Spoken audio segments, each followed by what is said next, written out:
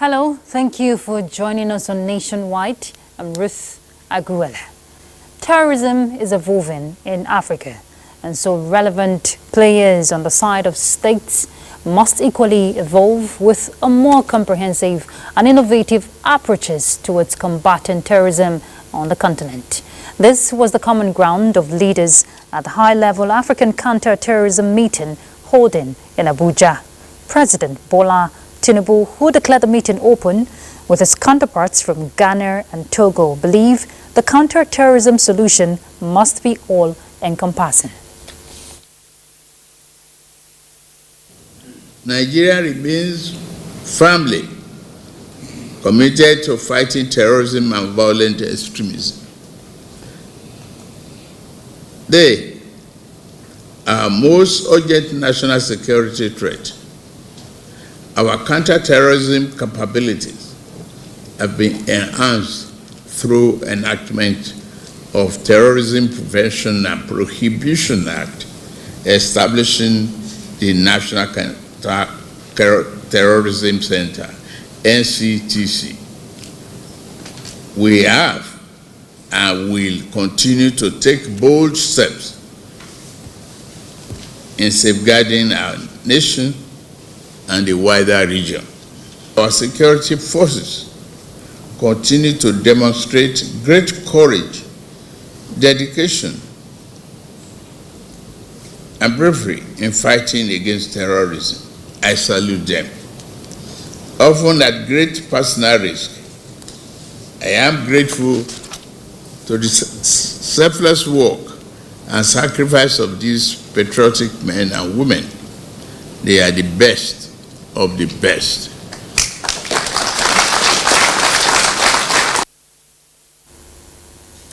In other news, Vice President Kashim Shettima has declared open the National Dialogue on State Policing organized by the House of Representatives with the theme Pathways to Peace, Reimagining Policing in Nigeria. Vice President Kashim Shettima restated government's commitment towards ensuring security of lives and property of Nigerians. The National Dialogue is expected to make recommendations and discuss areas for legislative interventions. Speaker, House of Representatives Tajuddin Abbas, former Head of State General Abdulsalami Abubakar, former President Goodluck Jonathan, and other stakeholders also made remarks at the meeting. The Minister of Defense, Mohammed Badaru Abubakar, is urging the government of Libya to join forces with the Nigerian government in tackling the proliferation of small arms and light weapons, as well as the trafficking of illicit drugs from Libya to Nigeria. The minister stated this when he had an audience, a delegation of Libyan National Security Agency on the sideline of the high-level African Counter-Terrorism meeting holding in Abuja. The Libyan delegation led by General Mohammed Azain also discussed other security issues affecting both countries, including sharing of intelligence that would assist in policy planning between the two countries. In view of the increase in Nigeria's population and number of litigations, the Nigerian Army is advocating alternative dispute resolution mechanisms to decongest courtrooms.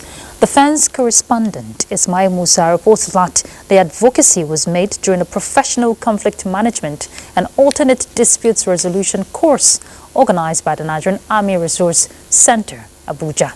The Director General of the center, Major General Garba Wahab, described mediation as a critical tool to restore peace in the society by reducing court cases and maintaining civil relations and harmony in societies. It becomes easier to resolve simple cases. It doesn't mean people cannot go to court, but it reduces the number of times people will go to court. And moreover, the cost and time that is expended in cases is enormous. So when we do mediation, it reduces the cost. And you give this sense of no victor and no vanquish. Creating a great movement to ensure that in different communities you have people with skills to manage differences, to build and sustain relations, to promote peace and harmonious in their. The more of such we have, the less the conflicts we'll have. And when they come up, we can quickly nip them in the bud to prevent them from escalating. Course, which is the 5th in series, also advocated for people to promote mutual understanding and respect for less feuds. Reconstruction and rehabilitation projects of the Sir Abubakar Tafawa Balewa International Airport, Bauchi, has presently reached to about 98% completion. The multi-billion naira project we hear is part of efforts by the Bauchi state government to complement the federal government's drive towards reviving the country's aviation industry. Let's hear from Abdullahi Aminu. Commissioned by the Bauchi state government in August 2014, the Sir Abubakar Tafawa Balewa Airport was handed over to the Federal Airport Authority in 2023. This is the first rehabilitation projects conducted by Governor Bala Abdulkadir Mohammed to ensure provision of the necessary requirements. The upgrade of the 2 X-ray screening machines for both domestic and international wings, CCTV cameras to provide maximum security, and air conditioning systems formed part of the rehabilitation project. I believe this is the best time we are having a transformation, I can say a total transformation by His Excellency, the Executive Governor of Bauchi State, Senator Bala Abdulkadir Mohammed. In a nutshell, we have virtually closed all the gaps we used to have. The runway of the airport, which is the second largest in the country after Lagos, was also reconstructed, while standard aluminium conductors of 150 mm were provided in line with the requirements by the Nigerian Airspace Management Agency (NAMA), making it fit for the airlift of this year's Muslim pilgrims. The place now looks truly a determination to give people the best of what they deserve. Also provided in the project are a very high omnidirectional equipment for the airlines known as VOR and a solar power supply unit in addition to the existing electricity supply. Abdullahi Aminu, NTA News. From the judiciary scene, the alleged money laundering case filed by the Economic and Financial Crimes Commission against the Binance cryptocurrency trading platform and 2 of its executives, Tigran Gambarian and Nadim Anjarwalla, continues, with one of the defendants moving an application for the enforcement of his fundamental human rights to freedom of movement and liberty. The Economic and Financial Crimes Commission and the FIRS arraigned Binance Holdings Limited and 2 of its executives, Tigran Gambarian and Nadim Anjarwalla, on charges related to money laundering and tax evasion. Its 2 executives, who arrived in Nigeria a few weeks ago to resolve issues with the federal government, were arrested upon arrival and also charged to court. The prosecution's attempt to have them take their pleas was opposed to by the defense counsel, while Nadim Anjarwalla was arraigned in absentia because he escaped from security custody. Gambarian, through his counsel, Mark Modi, SAN, filed an application for bail, citing health concerns.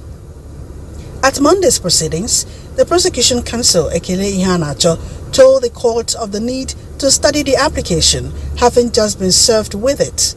Despite defense counsel's insistence, The court adjourned to Tuesday to allow the prosecution adequately study the bail application. Meanwhile, Justice Emeka Nwite has dismissed a suit seeking the disqualification of Bayelsa State Deputy Governor Lawrence Eworujakpo from contesting in the November 2023 governorship election. He delivered the ruling on suitability of Eworujakpo to contest as running mate to Governor Doyediri of the PDP, a certain Bayelsa indigene, Blessing Clement Azibanagba, and sought to have Lawrence Eworujakpo disqualified on the basis that he allegedly used falsified documents to contest the poll. But Justice Emeka Nwite upheld the preliminary objection of the Deputy Governor that the matter was statute barred. The only solution for us now is to file our appeal. The plaintiff case at the preliminary objection stage, his matter was dismissed. During the course of the trial, it was established that the plaintiff who filed the suit was not even an aspirant in the PDP primary election. All right, we have to head to Lagos at this time to join Michael for our next set of reports. Michael?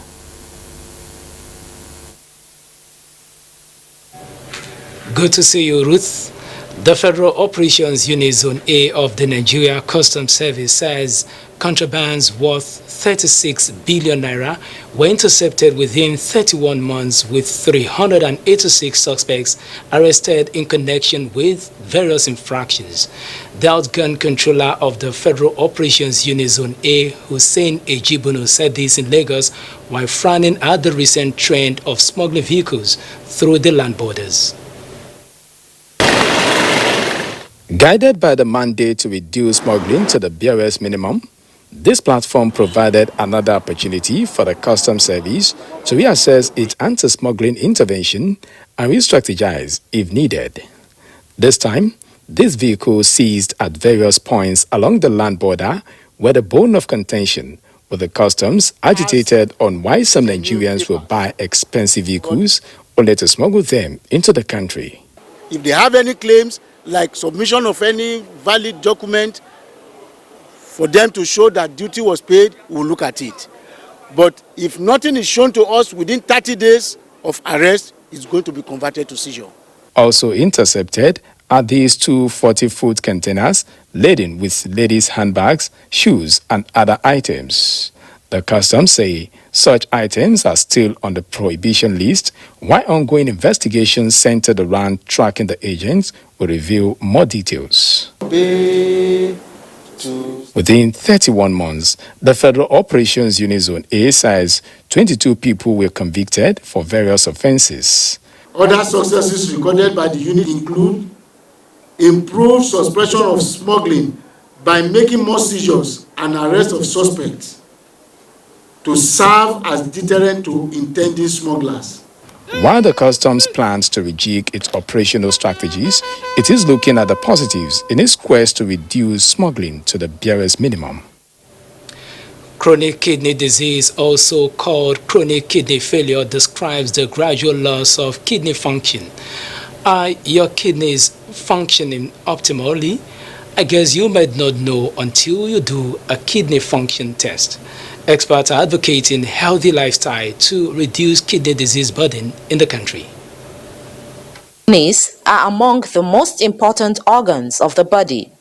They serve as filters by removing waste and returning clean blood to the body, thereby balancing different elements such as water, salt, and other minerals. Due to the important role kidneys play in ensuring the overall health of the body, they need care and protection to enable them function optimally. When people are not able to afford orthodox medicine, they go natural. Of course, we are not saying that natural medicines are not good, but quite a number of these have not been refined enough to know their side effect. And the primary point of call of people who are sick is this natural medicine, alternative medicine, if you like. And so a lot of these unrefined herbal preparations are used, and they are also known to cause kidney disease. The global chronic kidney disease burden is alarming as data shows that about 700 million to 1 billion people are affected, with a prevalence of 9.1% to 13.4%. In Nigeria, various studies have revealed the burden to range between 1.6% and 12.4%. We have to maintain a good lifestyle, that's watching what you eat, and also stop smoking. That can also affect the kidneys. It is expected that people use lessons learned from the messages to protect their kidneys. In Lagos, Hinginu, John Adams, NTA News. Those are the reports from Lagos. Nationwide continues in Sokoto shortly after this break. Do stay.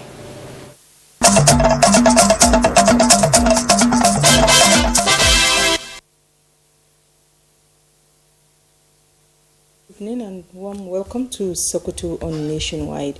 Hundreds of protesters from Bini district in Moru local government area of Zamfara state have marched to the government house Gusau over the sudden withdrawal of security forces from their community.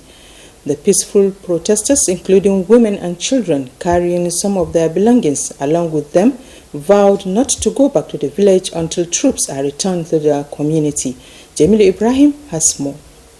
Bini district in Maru local government area is one of the areas host hit by the recent resurgence of terrorist attacks on communities across Zamfara state. The deployment of troops to the area had pacified members of the community and they felt secure to go about their normal activities. These are, however, some members of the community, including women and children, who marched to Zamfara State Government House Gusau to protest what they termed as a sudden withdrawal of the troops who served as their protection against the marauding terrorists.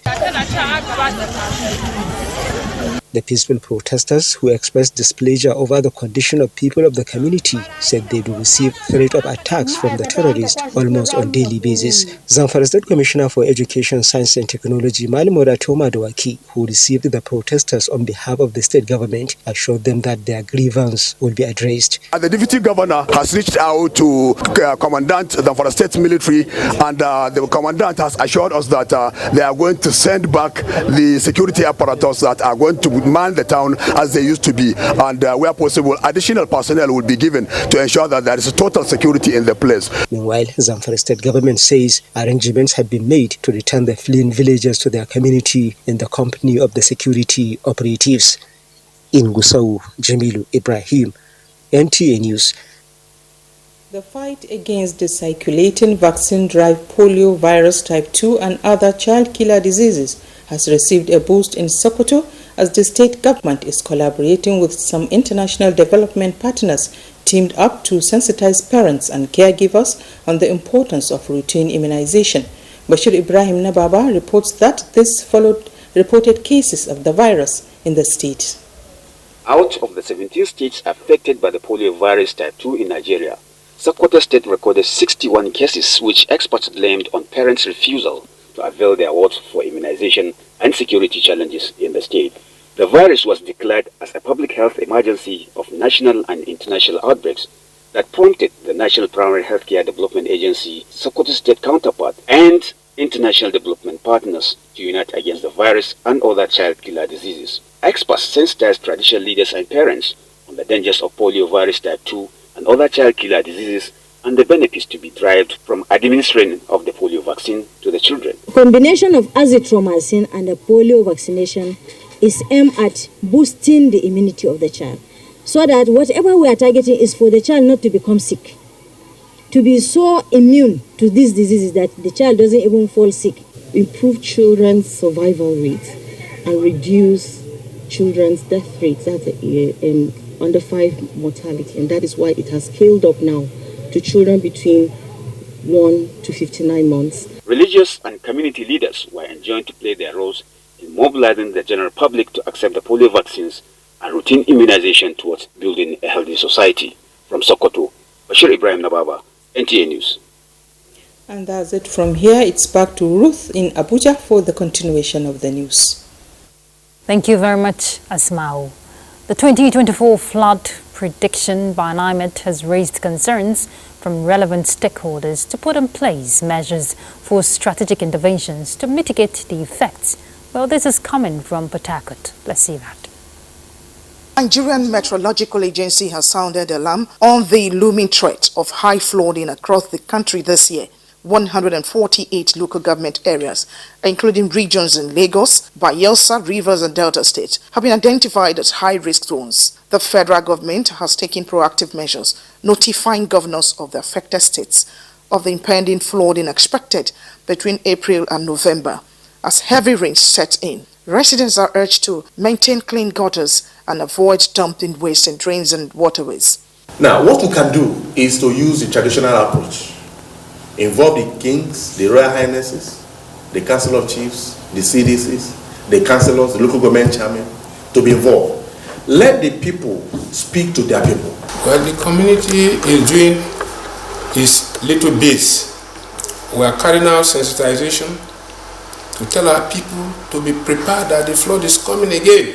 Critical stakeholders call for creative and effective responses to weather changes, emphasizing the need for environmental protection policies and compliance. In Port Harcourt, Gabriel Amunike, NTA News. Our correspondent now live, Kinsley Amajiri there in Port Harcourt.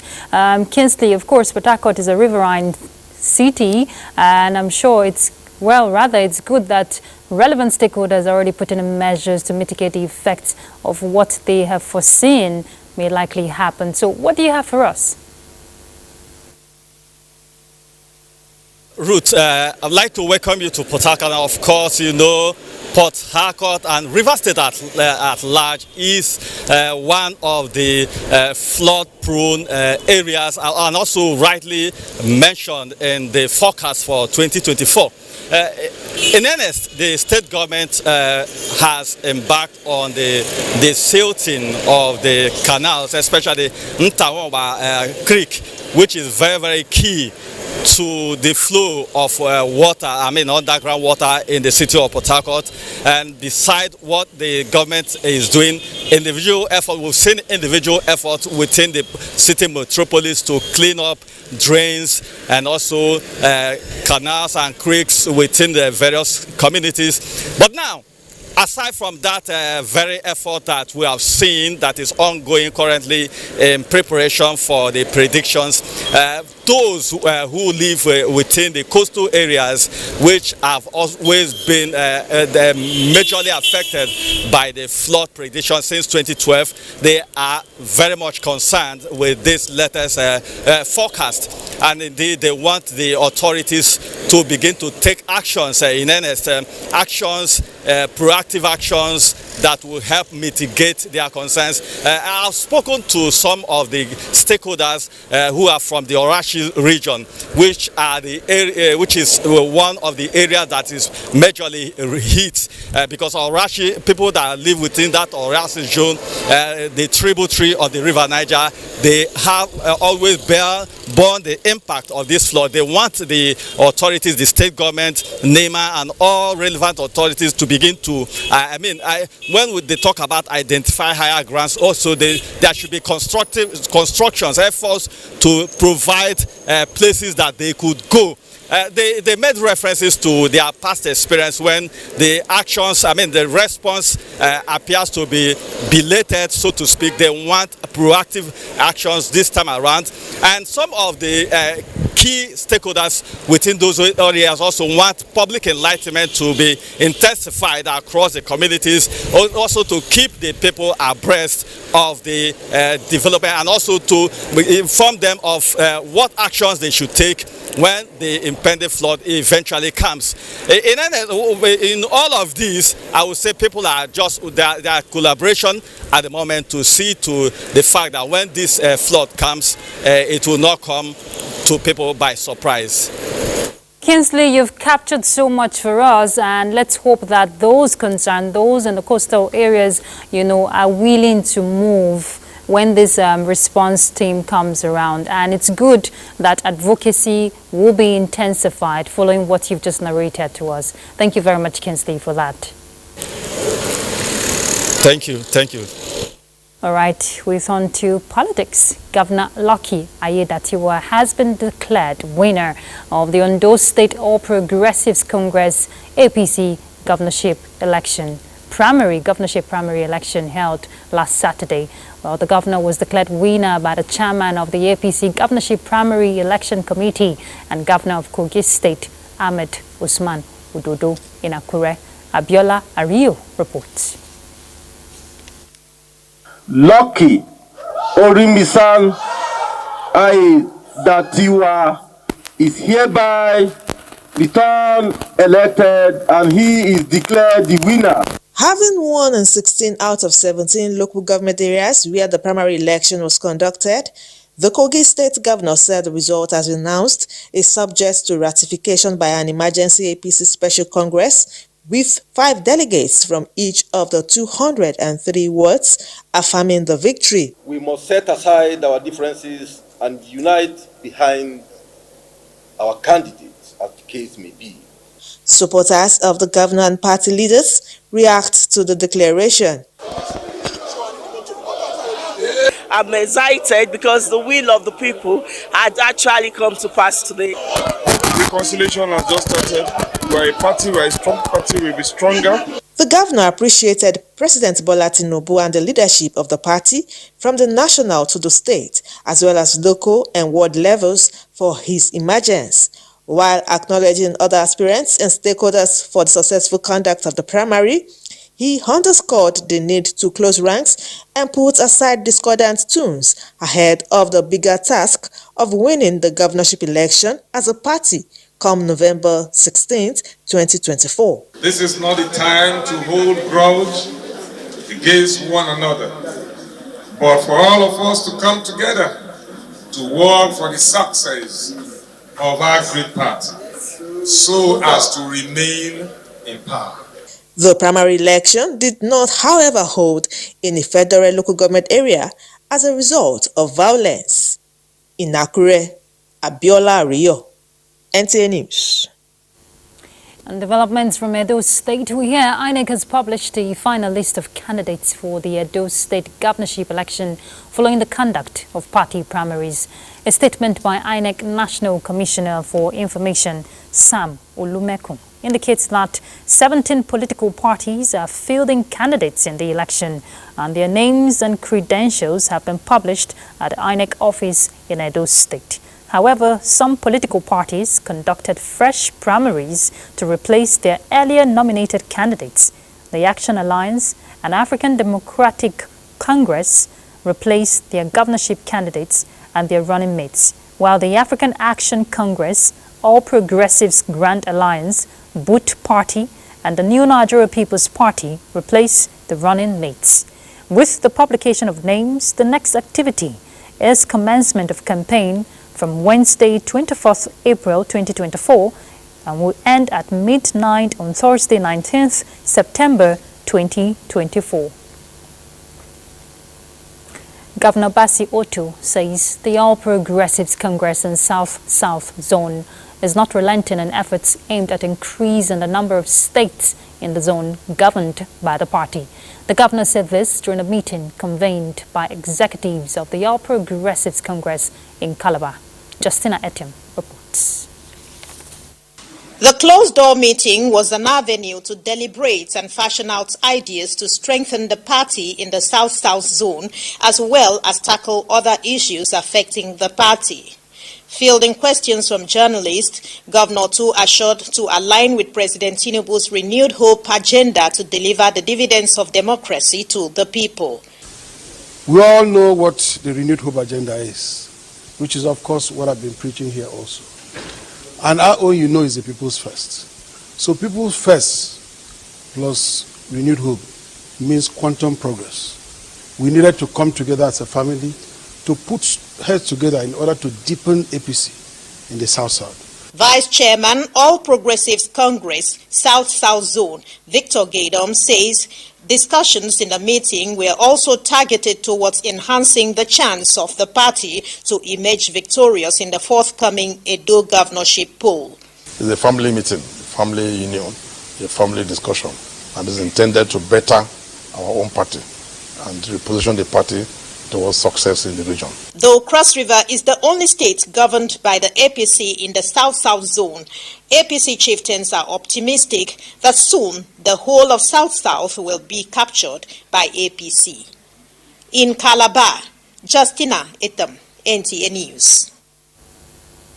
Kano State government has embarked on the construction of 27 billion naira overpass and underpass bridges in 2 locations to further ease vehicular movement in the ancient city. Governor Abba Kabir Yusuf, during a groundbreaking ceremony, assured of a mega infrastructural project to accelerate physical development and boost the state's economic fortunes. Abdullahi Mustafa reports. Toluhudu is one of the 2 sites of the 27 billion naira overpass and underpass projects initiated by Kano State government. It is an intersection linking up western and eastern parts of Kano City, as well as 4 other northwest states of Katsina, Zamfara, Kebbi and Sokoto.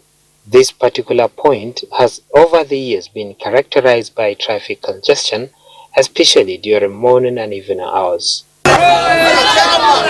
Governor Abba Kabir Yusuf is here to press the button for the commencement of work on the multi-billion naira project.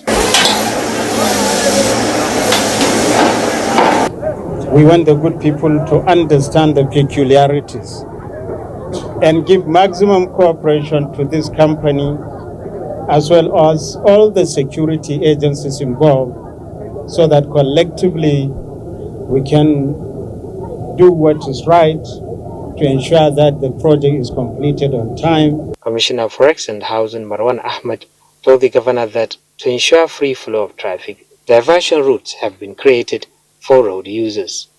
In Kano, Abdullahi Mustafa, NTA News. All right, let's join Port Harcourt Network Center as we join Diba Barry. She'll bring us some more reports now. Diba Barry.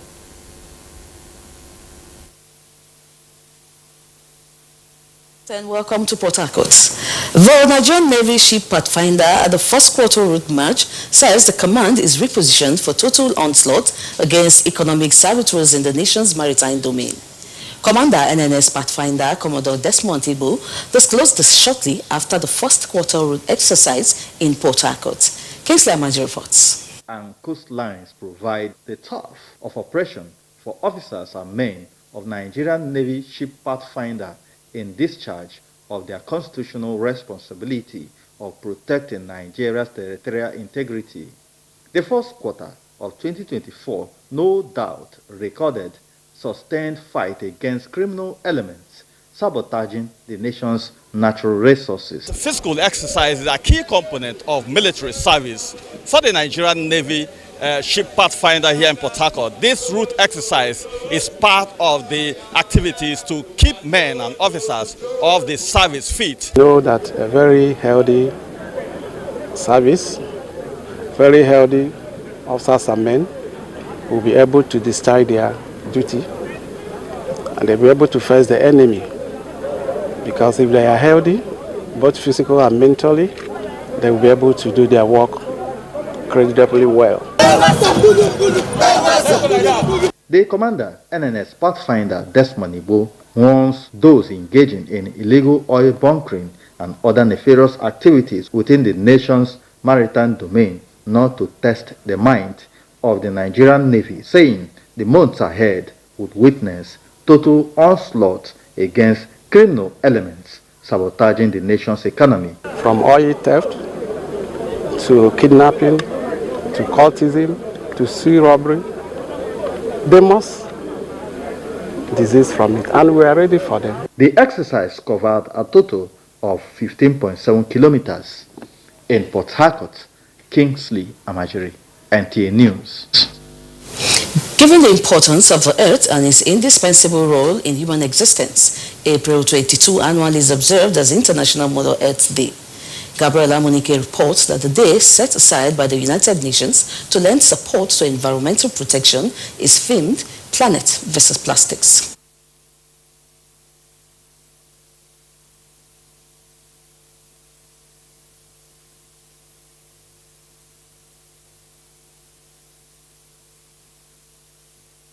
And signal there from our Port Harcourt Network Center. Adopted if we can in rejoin them, we 2019. will.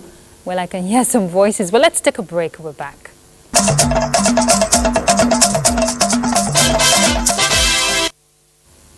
Good to have you there.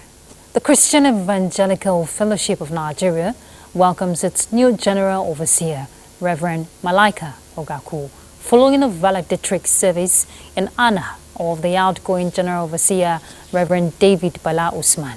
The ceremony was held at the National Fellowship Headquarters, Ayingba, Kogi State.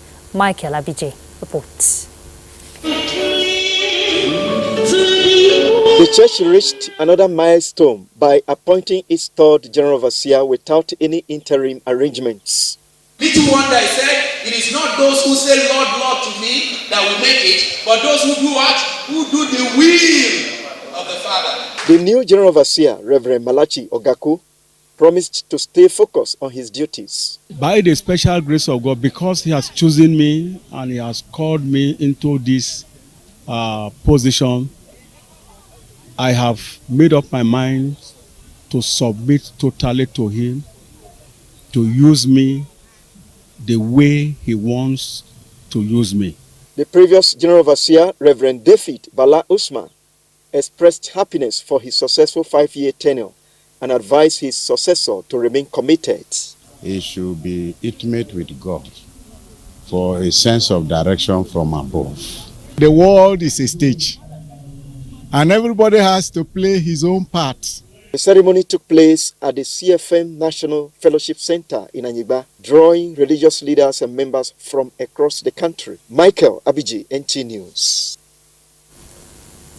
The people of Badaria, area of Kebbi State, burning Kebbi, were thrown into mourning when 8 Almajiri students of Tabaking Dutsi Islamia School lost their precious lives in a landslide while excavating sand meant for construction. Usman Abdullahi Shehu spoke to some eyewitnesses in our reports. It is a usual thing for students of Almajiri schools to work for their teachers in Kebbi State. It was, however, a black Saturday for the preparator of an Islamia school in Badaria, Burning Kebbi, Malam Don Umma, who had asked some children from his Islamia to climb a nearby hill and get sand for a neighbor when the unexpected sad incident occurred. The students were excavating below the hill when a large chunk of the hill began to slide down on 10 of them, killing 8 while 2 sustained injuries. The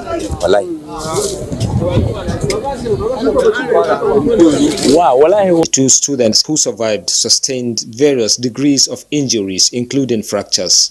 We were here reading when we suddenly heard a loud sound, and I was informed on the unfortunate incident. Farouk Abubakar and Abubakar Aliyu, both students of the school, were eyewitnesses. By the time we arrived here, we can only see a hand of our colleague, but they were all covered in the sand.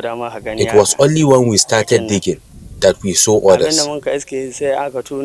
They were all not moving and dead when we removed them from the sand. Their lifeless bodies were removed from the rubbles and were rushed to Sahaya Specialist Hospital, Burning Kebbi, where they were confirmed dead. The funeral prayer was later conducted and they were buried according to Islamic rites. Meanwhile, the Kebbi State government has supported the families of the deceased with 2 million naira each. The Kebbi State government also promised to take measures to ban excavation of the hill for construction purposes.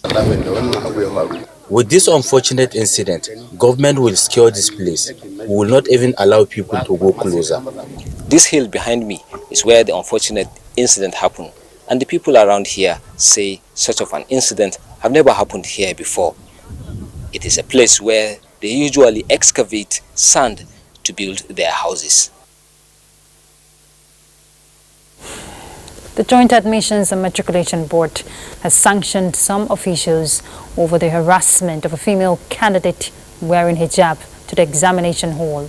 The female candidate who wrote the Unified Tertiary Matriculation Examination at the Bafuto Institute in Lagos was said to have been asked to remove her head cover during the accreditation process before being allowed into the examination hall.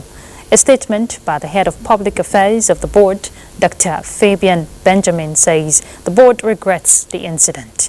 The statement adds that upon investigation, it discovered that the incident or others in the past were not linked to any of its examination guidelines, but rather a product of the misplaced priority of some of the board's accredited partners or officials who claimed ignorance of its guidelines on accreditation.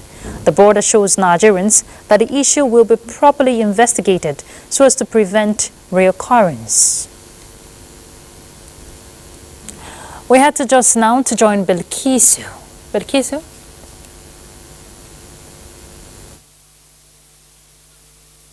The Nigerian Army has reiterated its commitment to boosting capacity of troops for effective performance. General Officer Commanding 3 Division and Commander Operation Safe Haven, Major General Abdusalam Abubakar was speaking at the closing of the 2024 Inter-Brigade Corporal and Below competition in Jos. Ijoma Ozomina has details of the report. The Corporal and Below competition is an annual event organized in all the formations of the Nigerian Army to improve endurance of soldiers in discharging their duties of enhancing peace and dealing with all forms of security challenges. Declaring the competition closed, GOC 3 Division represented expressed satisfaction with the performance of troops, tasking them to sustain the spirit of resilience exhibited for quick response to security threats while discharging their professional responsibilities with other security agencies. The level of insecurity in the country requires constant training of our personnel to enable us to secure the lives and property of our law-abiding citizens. It is for this reason that training forms the crux of the Chief of Army Staff's command philosophy, which is to have a well-trained, equipped, and highly motivated force in discharge of our constitutional roles within a joint environment. Results of the competition shows that the host, 3 Division Garrison Jos, claims first position, 6th Brigade Jalingo second, and 43 Engineers Brigade Jos came third. The competition was participated by 6 brigades under the 3 Division Nigerian Army. In Jos, Ijoma Ozemena, NTA News. The new Commissioner of Police, Plateau State, Olubemiga Adeshino, is asking criminals to find their route from the state as everything will be done to make the state crime-free. Indiang and Abagang has details. The Commissioner of Police notes that peace is a prerequisite for development and everything humanly possible will be done to ensure peace on the plateau. He says the command will ensure adequate deployment of personnel, particularly at the grassroots, to tackle security challenges and maintain peace and order. We are looking on how we are going to make the deployment more robust. We are going, if there is need for us to add men, and some other areas where we don't have men, we are going to see how we can make deployment all over, so that the people in that area will have that confidence and a sense of safety. The CP calls on the public to offer valuable information to the police to enable it operate smoothly. Olubemiga Adeshino also received members of the Police Community Relations Committee who indicated their readiness to support the command in crime prevention. The work of PSRC is to form what we call foot soldiers to support the police, and that was what brought about the formation of Neighborhood Watch. PSRC formed Neighborhood Watch to support the police. We also support police in information. The CP promised to work hand in hand with the committee members to ensure adequate security of lives and property. In Jos, Indenyan and the Abagang, NTA News. Contribution from Jos is back to root in Abuja for the continuation of nationwide. Thank you very much, Bilkisu. Booth to booth with Tinubu. An APC support group says the current economic hardship Nigerians are facing will soon be over, as the federal government is rolling out programs that will address the challenges. This was while distributing palliatives to beneficiaries in Dawakin Tofa local government area in Kanu. Masood Aliyu reports.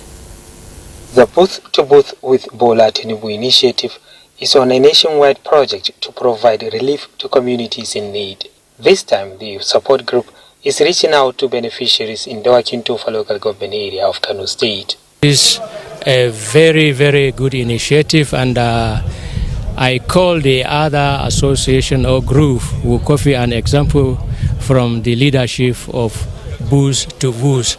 On behalf of good people of Dawakin Toba local government, we want to thank and show our appreciation to this initiative and the support. This palliative is just a boost to boost palliative to support the effort of the President of the Federal Republic of Nigeria. This palliative is going to be distributed to all 44 local government in Kano State and 774 local government to the nation. The donation, which is part of a broader effort spanning across Nigeria, aims to address the pressing needs of individuals and families. Next is sports update. In the wake of the search and debate for the appointment of a permanent head coach for the Super Eagles of Nigeria, sports enthusiasts are clamoring for a local coach that has the technical ability to build a unique and football culture for the national team. Sometimes the only way to win tournaments in Africa is by getting someone who understands the terrain. We don't really have that luxury of time. Other nations are catching up with us. So this is the time for us to appoint a coach. In the meantime, the Atlas Lions of Morocco clinched their third consecutive CAF Futsal African Cup of Nations title following a stunning 5-1 victory over Angola in the finals on Sunday. With the result, Angola and Libya, who finished second and third in the tournament, will join the winners Morocco to represent Africa at the FIFA Futsal World Cup in Uzbekistan later in the year. Elsewhere, the 19th edition of the Nigerian Oil and Gas Industry Games is underway at the Moshood Abiola National Stadium, Abuja, after a colorful opening ceremony with 13 organizations taking part in the week-long event. Organizers say the Games is aimed at promoting productivity and wellness amongst the staff of oil and gas companies in Nigeria. Basically, it's for us to network, for us to bond, for us to have the mindset that working in oil and gas, you need to be very healthy. Finally, world number one Nelly Korda equaled an LPGA record by winning her first tournament in a row as she claims the first women's major of the year at the Chevron Championship in Texas. With Sports Update, I'm Austin Edemodu, NTA News. That concludes Nationwide. Thank you for your time. Do have a good evening. I'm Ruth Aguilera. Bye.